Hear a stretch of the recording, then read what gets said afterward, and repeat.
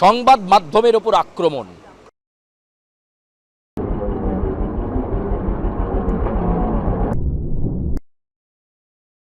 শুক্রবার শিয়ালদা থেকে ধর্মতলা পর্যন্ত মিছিলে বিশৃঙ্খলা, সাংবাদিকদের ধরে ধরে বেধড়ক মার, লাথি, ঘুষি, মুখ ফাটিয়ে দেওয়ার মতো ঘটনা।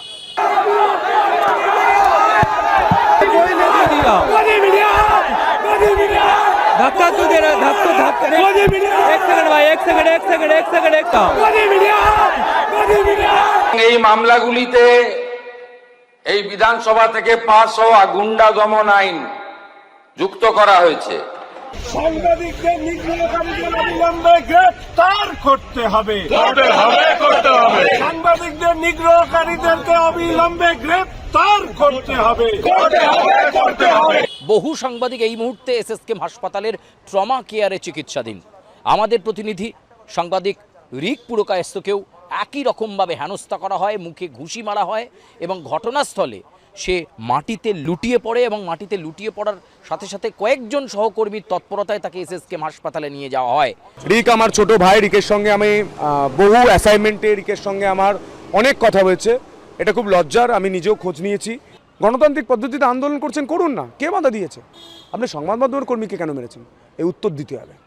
ঘটনার সময় তাকে কটূক্তি করা হয়, তাকে ধাক্কা মারা হয় এবং এলোপাতাড়ি ঘুষি লাথি জোটে রিক পুরকায়স্থের। গোটা ঘটনায় উদ্বিগ্ন হন মুখ্যমন্ত্রী শুভেন্দু অধিকারী। তিনি ছুটে যান এসএসকেএম হাসপাতালে আক্রান্তদের দেখতে। সাংবাদিক, চিত্র সাংবাদিক অনেকেই আক্রান্ত হয়েছেন, তাদেরকে দেখতে তিনি যান এবং এই ঘটনায় ইতিমধ্যেই 70 জনকে চিহ্নিত করেছে Kolkata police. Joint CP crime তার নেতৃত্বে এই মুহূর্তে তদন্ত চলছে এবং আইডেন্টিফিকেশনের প্রক্রিয়া চলছে যে এই মিছিলের মধ্যে গুন্ডাগিরি করতে কারা ঢুকেছিল। তারা আসলে আন্দোলনকারী, আসলে ককরোচ পার্টির সদস্য, নাকি এসএফআই এআইএস এর সদস্য, নাকি তাদের অন্য কোনো উদ্দেশ্য ছিল? ঠিক কী উদ্দেশ্য নিয়ে তারা ঢুকে পড়েছিল এই মিছিলে এবং কেন সাংবাদিকদেরকে টার্গেট করা হলো?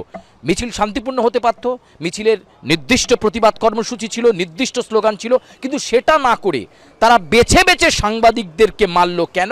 এ বিষয়ে প্রশ্ন উঠছে এবং গুন্ডা দমন আইনে এই সমস্ত গুন্ডাদেরকে ধরপাকড় করা হবে, গ্রেপ্তার করা হবে এবং তাদের জায়গা হবে বাইরে নয় শ্রীঘরে, একথা বলে দিয়েছেন মুখ্যমন্ত্রী শুভেন্দু অধিকারী। গতকাল কলকাতাতে সাংবাদিক বন্ধুদের উপরে যে ধরনের আক্রমণ হয়েছে এই বিষয়ে সবাকে জানানো প্রয়োজন বলে আমার মনে হয়েছে। কারণ আমি নিজেও কাল এসএসকেএম হসপিটালে লেট ইভিনিং 8টার পরে, প্রায় 8:30 হবে, আমি আক্রান্ত এবং আহত সাংবাদিকদের সঙ্গে ব্যক্তিগতভাবে মিট করেছি। 6 জন সাংবাদিক বন্ধু যারা গুরুতর জখম হয়েছেন, রক্তপাত হয়েছে, তারা সরকারি হসপিটালে চিকিৎসা নিয়েছেন।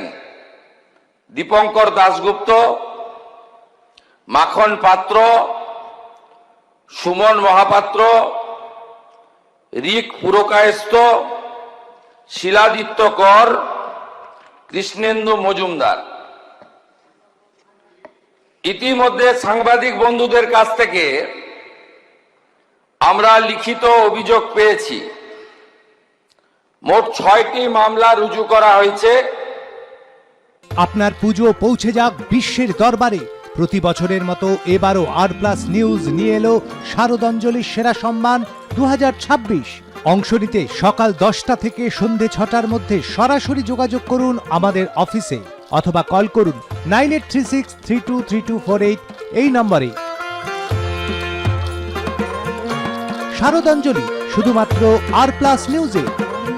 এবং এই মামলাগুলিতে এই বিধানসভা থেকে পাস হওয়া গুন্ডা দমন আইন যুক্ত করা হয়েছে।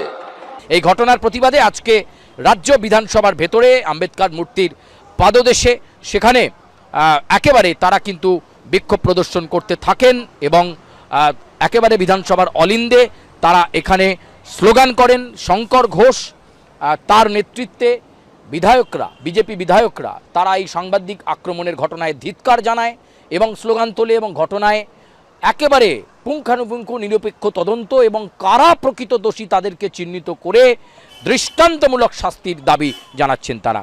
সাংবাদিকদের নিগ্রহকারীদের অবিলম্বে গ্রেফতার করতে হবে। সাংবাদিকদের নিগ্রহকারীদেরকে অবিলম্বে গ্রেফতার করতে হবে। ভারতীয় জনতা পার্টি পরিষদীয় দলের পক্ষ থেকে গতকাল যেভাবে সাংবাদিকদেরকে নিগ্রহ করা হয়েছে, আন্দোলনের নামে যে গুন্ডামি করা হয়েছে এবং পরিকল্পিতভাবে অস্থিরতা তৈরি করবার চেষ্টা করা হয়েছে, এর বিরুদ্ধে দাঁড়িয়ে ইতিমধ্যে মাননীয় মুখ্যমন্ত্রী শ্রী শুভেন্দু অধিকারী মহাশয় তিনি বিধানসভার অভ্যন্তরে বিবৃতি দেন এবং এই নিগ্রহকারীদের গ্রেপ্তারের প্রসঙ্গে ইতিমধ্যে 7টি এফআইআর আছে থানায় নথিভুক্ত হয়েছে এবং গুন্ডা দমন আইন সেটাকে প্রয়োগ করা হবে। উল্লেখ্য, মাননীয় মুখ্যমন্ত্রী তার বিবৃতিতে বলেছেন যাদের নিট পরীক্ষার সাথে কোনো ধরনের যোগাযোগ নেই, ভিন্ন ভিন্ন অঞ্চল থেকে এরা সংগঠিতভাবে আন্দোলনের নাম করে আন্দোলনকারীদের মধ্যে মিশে গিয়ে যে অস্থিরতা তৈরি করবার চেষ্টা করেছেন, সরকার কঠোর হস্তে তা দমন করবে। শুধু তাই নয়, বহু বিধায়ক, এমনকি যারা অতীতে সাংবাদিক ছিলেন বর্তমানে বিধায়ক, তারাও কিন্তু রিক পুরকায়স্থ সহ একাধিক সাংবাদিকের উপর আক্রমণের ঘটনায় তারা গ্রেপ্তারি চেয়েছেন। রিক আমার ছোট ভাই, রিকের সঙ্গে আমি বহু অ্যাসাইনমেন্টে রিকের সঙ্গে আমার অনেক কথা হয়েছে। এটা খুব লজ্জার, আমি নিজেও খোঁজ নিয়েছি। এবং একটা কথা সুচারুদা তোমার মনে আছে, বিধাননগরের পুরো ভোট সেই স্মৃতি মনে করিয়ে দিয়েছে। সেই স্মৃতিতে আমরা দেখছিলাম পুলিশ ইট ছুটছিল, কারণ রাবণ রাজত্ব ছিল। সেই রাবণ রাজত্বের অবসান হয়েছে, রাম রাজত্ব প্রতিষ্ঠা হয়েছে। আজ পুলিশ আন্দোলন যাতে করতে পারে, মানুষ গণতান্ত্রিক পদ্ধতিতে আন্দোলনকে দেখে, কিন্তু তারপরেও যারা আন্দোলন করছে ক্যামেরা দেখে ভয় পেয়ে ইট ছুটছে, মারছে, বোতল ছুটছে এবং সংবাদ মাধ্যমের কর্মীকে মারা হচ্ছে। একজন বাম নেতা হাসতে হাসতে চলে যাচ্ছে। আমি মানবদার কাছে ছবি দেখছিলাম। এটা লজ্জার, এটা লজ্জার। কেন ভয় পাচ্ছেন সংবাদ মাধ্যমের কর্মীদের? আপনাদের রাগ হচ্ছে যে সংবাদ মাধ্যমের কর্মীরা আসল তথ্য দেখাচ্ছে বলে মানুষের কাছে আপনাদের মুখোশটা খুলে যাচ্ছে।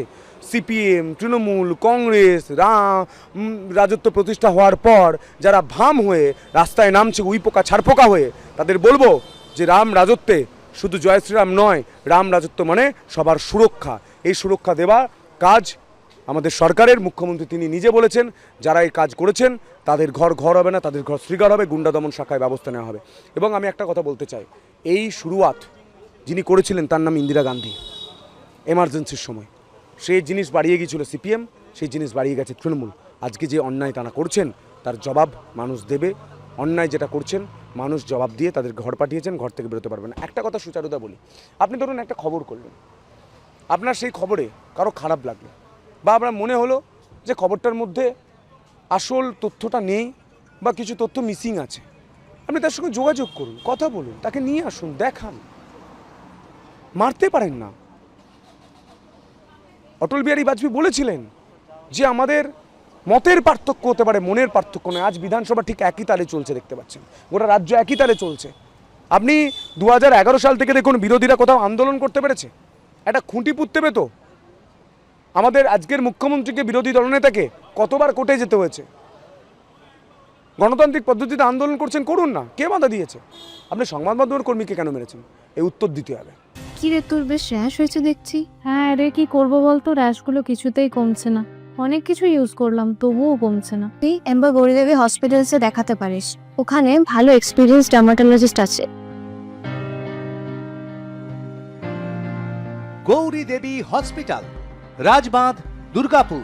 যোগাযোগ 8001003333, 8001113333।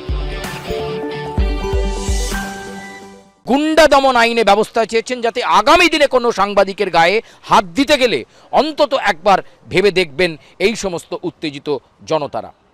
বিধানসভা থেকে ক্যামেরায় জয়ন্তের সঙ্গে সুচারু, আর প্লাস নিউজ, কলকাতা।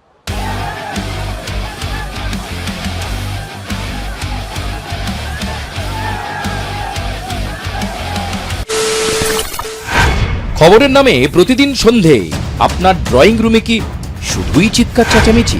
আসে বিতর্কের নামে চলে গালাগালি আর কাদা ছোড়াছুড়ি? এবার সময় পরিবর্তনের, কারণ আমরা কান ফাটানো চিৎকারে বিশ্বাস করি না। আমরা বিশ্বাস করি খবরের সত্যতায়। আমরা কোনো পক্ষের হয়ে গলা ফাটাই না, আমরা সাধারণ মানুষের হয়ে প্রশ্ন তুলি। চিৎকার নয়, শুধু খবর হবে যেখানে বিতর্ক আছে কিন্তু কুৎসিত ঝগড়া নেই। সঠিক তথ্য, বিশ্বস্ত খবর। নজর রাখুন আর প্লাস নিউজে।